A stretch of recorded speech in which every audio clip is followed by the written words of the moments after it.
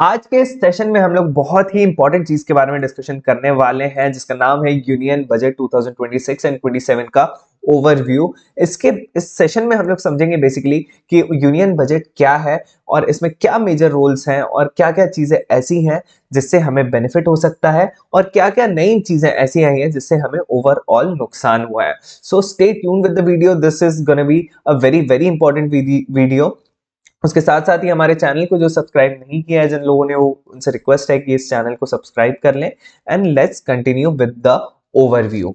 तो introduction to union budget क्या है। यूनियन बजट बेसिकली जैसे हमारे जो भी हमारा हाउस होल्ड है उसका एक बजट होता है, उसको हम लोग डिफाइन करते हैं and year the all year उसी के हिसाब से चलते हैं। वैसे ही देश का भी एक बजट होता है, उसके हिसाब से देश मूव करता है एंड उसके हिसाब से अलग अलग सेक्टर्स में पैसा जो है वो एलोकेट किया जाता है। The union budget 26-27 emphasizes fiscal discipline and sectoral growth, highlighting tax reforms that aim enhance economic stability and foster market confidence across various sectors। तो इस पर्टिकुलर यूनियन बजट में टैक्स रिफॉर्म्स लाए गए हैं टू इनहेंस इकोनॉमिक स्टेबिलिटी को बढ़ाने के लिए कई चीजें करी गई हैं। Foster market confidence across various sectors.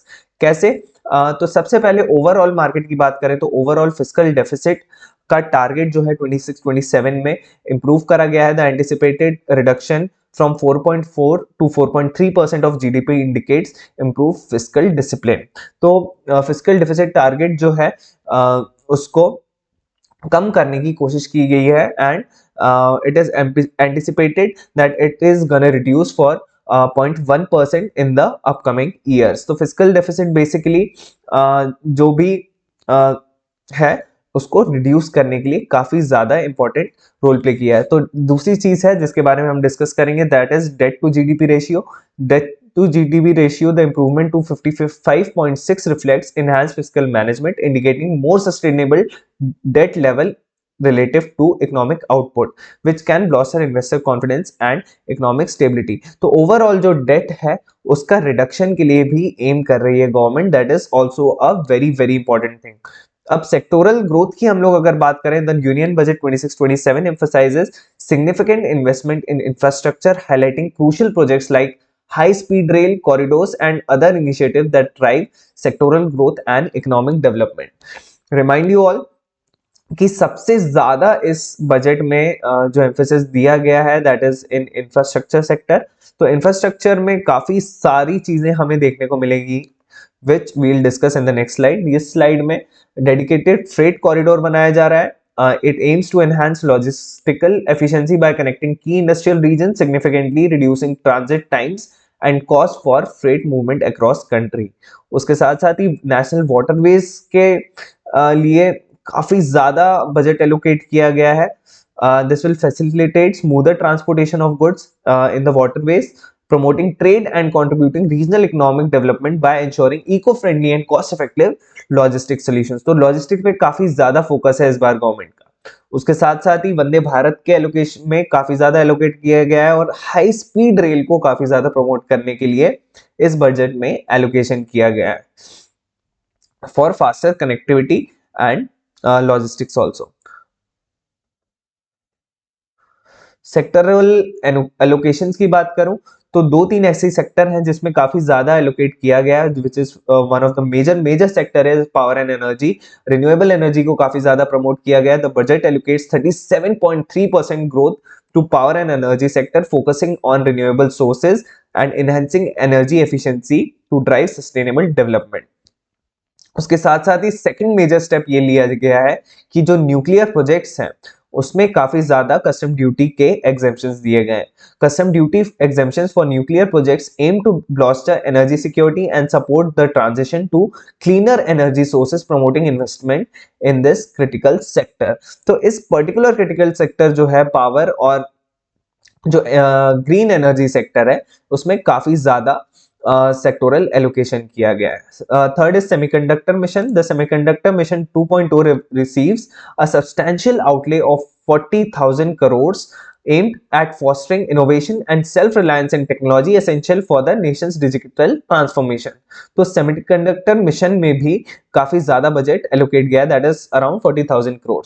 Innovation and missions की बात करूं तो मेडिकल टूरिज्म हब्स को काफी प्रमोशन किया गया। मेडिकल टूरिज्म हब्स का मतलब यह है कि जो भी लोग बाहर से आके यहाँ पे सर्जरीज करवाते हैं, अपने कोई भी मेडिकल यूज के लिए यहाँ पे इंडिया में आते हैं, that is called medical tourism. And इसका रिसेंटली भी काफी ज्यादा प्रमोशन बाय द गवर्नमेंट चल रहा है। बट इस पर्टिकुलर बजट में the establishment of 5 regional medicine medical tourism hubs aims to enhance healthcare access, promote wellness tourism, and significantly boost local economies by attracting both domestic and international patients.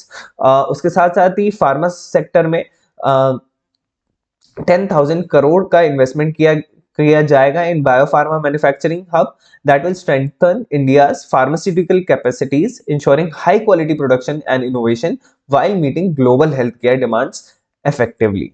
उसके साथ साथ TCS में reduction भी हमें देखने को मिला है। The TCS reduction of TCS to 2%, जो कि अभी तक कई चीजों में 5%, 20% तक लगता था।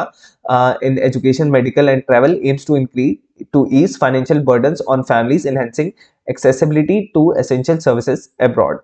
Overall policy shift expected to stimulate consumer spending and investment, fostering growth by making overseas transactions more affordable and individuals pursuing education and healthcare opportunities. तो overall market में जो लोग भी education सीख कर रहे हैं, healthcare opportunities सीख कर रहे हैं abroad and in India will get benefit out of it.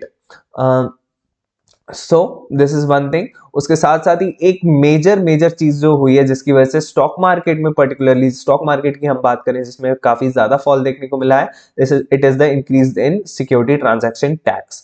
So security transaction tax basically क्या होता है, जब भी आप कोई सिक्योरिटी खरीदते हैं या बेचते हैं उस पर एक परसेंटेज ऑफ टैक्स लगता है जो आपको पे करना रहता है, which has significantly increase to 150% in this budget. तो इसके पहले 0.2% का 0.02% का जो टैक्स है वो आपको देना पड़ता था, which has significantly increase to 0.05%, which has led to and the market fall for yesterday.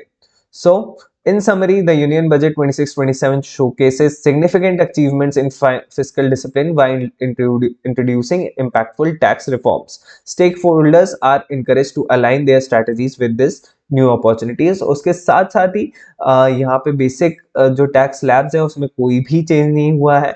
So this was all for the Union Budget. Thank you. Jai Hind, and we'll see you in the next video.